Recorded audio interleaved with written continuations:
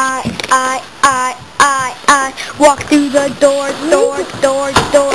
and I looked upon the floor. I saw a huge piece of cheese.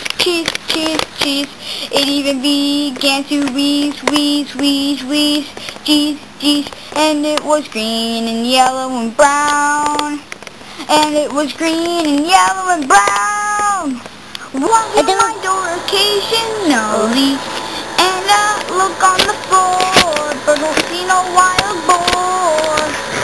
All I see is a big piece that I should give it a squeeze. So I made it wheeze. Oh no, the cheese was full of fat. So I smashed it with my bat. And then it squashed to smithereens, rings. And then it squashed to smithereens, rings. I just wanna eat it.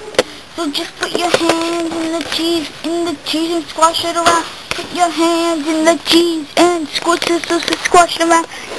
Sometimes I look on the floor and say, what is that? Is that a rotten piece of salami? Why are all my dairy parts rotten?